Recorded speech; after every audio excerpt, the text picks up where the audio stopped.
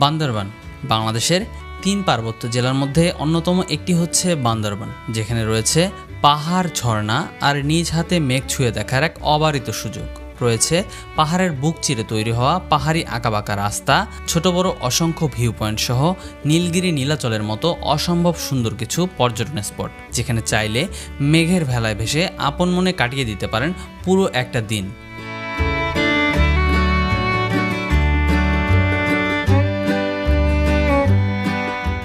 এছাড়াও দেখাবো বান্দরবানের অন্যতম একটি পর্যটন স্পট মেঘলাসহ সনাতন ধর্মাবলম্বীদের তীর্থস্থান স্বর্ণ মন্দির ও শৈলপ্রতাপ ঝর্ণার আসল সৌন্দর্য।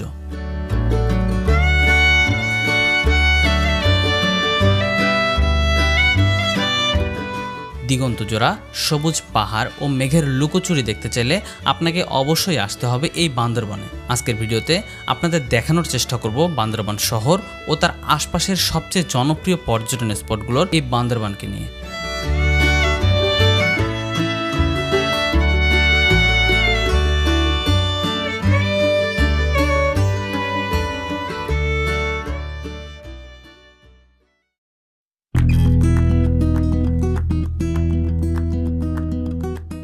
বান্দরবান ও তার আশপাশের সবচেয়ে জনপ্রিয় পর্যটন স্পটগুলো ঘুরে দেখার জন্য আমাদের সর্বপ্রথম গন্তব্য হচ্ছে বান্দরবান শহর। ঢাকা অথবা দেশের যে কোনো প্রান্ত থেকে বান্দরবান রুটের যে কোনো বাসে করে চলে আসতে পারেন এই বান্দরবান শহরে। এবারের যাত্রায় আমরা যাচ্ছি ঢাকা সায়েদাবাদ থেকে সেন্ট মার্টিন পরিবহনের একটি নন এসি বাসে করে। ঢাকা থেকে বান্দরবান শহর পর্যন্ত নন এসি বাসের ভাড়া পড়েছিল জনপ্রতি 900 টাকা করে। আপনারা যদি চান এসি বাসেও যেতে পারেন, সেক্ষেত্রে ভাড়া পড়বে মাত্র 1200 টাকা।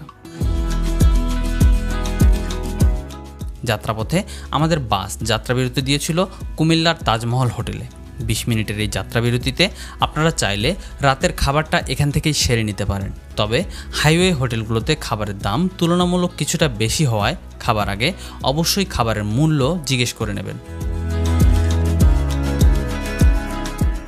গতকাল রাত থেকে আমরা প্রায় 8 ঘন্টায় 326 কিলোমিটার পথ পাড়ি দিয়ে এখন বান্দরবান শহরের খুব কাছাকাছি আছি। শহরে প্রবেশের পূর্বেই পাহাড়ি এসব আঁকাবাঁকা পথের সৌন্দর্যই জানান দেবে, আর কিছুক্ষণের ভিতরেই আমরা পৌঁছে যাচ্ছি আমাদের কাঙ্ক্ষিত গন্তব্য বান্দরবান শহরে।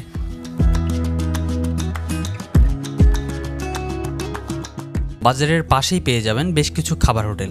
মাত্র 80 টাকায় ডিম খিচুড়ি দিয়ে সকালের নাস্তা সেরে নেই বাজারের পাশেই অবস্থিত এই হোটেল থেকেই বান্দরবানের বিভিন্ন পর্যটন স্পট ভ্রমণের জন্য রয়েছে পরিবহন মালিক সমিতি। তাদের নির্ধারিত ভাড়ায় ছুটে চলে এখানকার প্রতিটি যানবাহন। বিভিন্ন পর্যটন স্পট ভেদে বিভিন্ন গাড়ির জন্য রয়েছে তাদের বেঁধে দেওয়া ভাড়ার তালিকা, চাইলে দেখে নিতে পারেন। এতে করে বান্দরবান ভ্রমণের পরিবহন খরচ সম্পর্কে একটা সুস্পষ্ট ধারণা পেয়ে যাবেন।